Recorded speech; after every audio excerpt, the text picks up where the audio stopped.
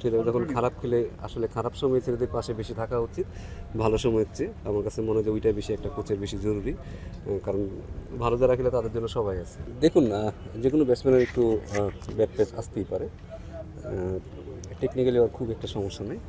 আমার মনে হয় যে এটা থেকে খুব তাড়াতাড়ি সে বের হবে এবং সে আমাদের বাংলাদেশের one of the finest batsman, যে যে কোনো ফর্মেটেই বলেন। এটা খুব বেশি আসলে চিন্তা করারও বিষয় না, আমি এটা নিয়ে খুব বেশি চিন্তিত না।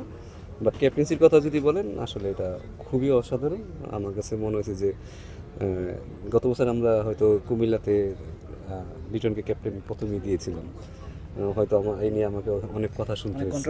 হ্যাঁ, তো বাট আমি যখন কোনো সিদ্ধান্ত নিই আমি অনেক ভেবে চিন্তেই সিদ্ধান্ত নিই, কারণ আমি একটা মানুষ সব কিছু চিন্তা ভাবনা, তার খেলা সম্পর্কে আইডিয়া এবং খেলা সম্পর্কে সে কীভাবে দূরদৃষ্টি সম্পর্কে সেরকম চিন্তা ভাবনা করে আমি কিন্তু অনেক সিদ্ধান্ত নিই। তো আমার কাছে মনে হয়েছে যে সে ক্যাপ্টেন ম্যাটেরিয়াল এবং সে গেমের থেকে নর্মাল যখন খেলা চলে তার থেকে 3-4 ওভার আগে থাকে। সো একটা ক্যাপ্টেনের সবচেয়ে বড় আসলে গুণ হচ্ছে সে গেম থেকে আগে থাকে কিনা, সে বুঝতে পারে কিনা আসলে কাহিনী ঘটনা কী ঘটতেছে, আর পরে দুই ওভার পরে কী ঘটনা ঘটতে পারবে। এইটা মনে হয় যে আমার মনে হয় যে ওর এটাও খুব ভালো কোয়ালিটি। এবং আপনারা দেখতে পাচ্ছেন যে হয়তো আমরা স্বল্প পুঁজিতে 2টা ম্যাচ বের করছি এবং আজকেও যদি ফিল্ড সেট আপ থেকে শুরু করে সকল বলারদের হ্যান্ডেল করার, তো আমার মনে হয় একটা অসাধারণ গুণ আছে ক্যাপ্টেন্সি। আমার ব্যাটিংটা নিয়ে আসলে আমি মনে করি যে অত চিন্তা করতে হবে না কাউকে, কারণ যখন একটা ব্যাটসম্যান রান না করে সেটা আসলে প্লেয়ারের না যত খারাপ লাগে, আমরা যারা সাথে কাজ করি তাদেরও অনেক খারাপ লাগে। তো আমার মনে হয় যে এই ব্যাট প্যাচগুলোতে একটু মানসিকভাবে আর একটু রিল্যাক্স থাকলে আরও ভালো খেলবে, এইটা এখান থেকে বেরিয়ে যাবে। সালাউদ্দিন ভাই, আপনি বলছিলেন যে লিটনের ব্যাটিং নিয়ে আপনি খুব বেশি চিন্তিত নন, ক্যাপ্টেন্সি দারুণ, খুব ভালো চিনেন তাকে, যার কারণেই বিপিএলেও ক্যাপ্টেন করেছিলেন। বাট আপনার কাছে মনে হয় কিনা, মানে লিটন যখন খেলে তখন কিন্তু দারুণ লাগে, আজকে যখন 3টা 4 মারলো মনে হচ্ছে যে মানে একটা অন্যরকম আর্ট আর কি মনে হয়, ক্লাসিক্যাল ব্যাটিং।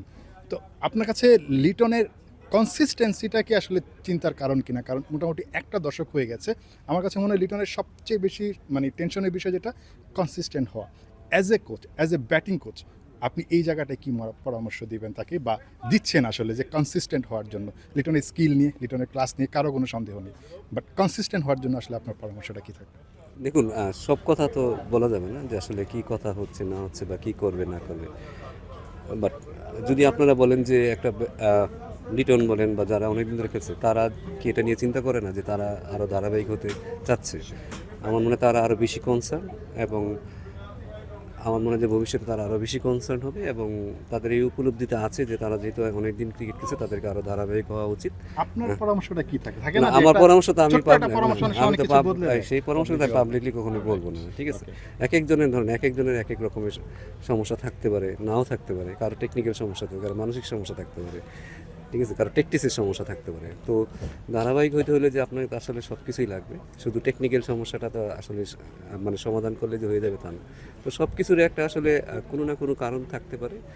বাট আমার মনে হয় যে তারা যেহেতু নিজেরাই এখন উপলব্ধি করতেছে, আমার কাছে মনে হয় এই সিরিজে আমার সবচেয়ে বেশি যেটা ভালো লাগছে, ছেলেরা কিন্তু উপলব্ধি করে তারা আসলে কেউ যদি ব্যাটিংও খারাপ করে সে কিন্তু বুঝতে পারে যে আসলে সে কেন খারাপ করছে, বা একটা বলারও বুঝতে পারে যে কীভাবে আসলে কোথায় কোন লেন্থে কীভাবে বল করতে হবে। তো এইগুলো যেহেতু ডেভেলপ হচ্ছে, আমার মনে হয় যে ভবিষ্যতে এরাই আরও ধারাবাহিক হবে, এটা আমি আশা করি।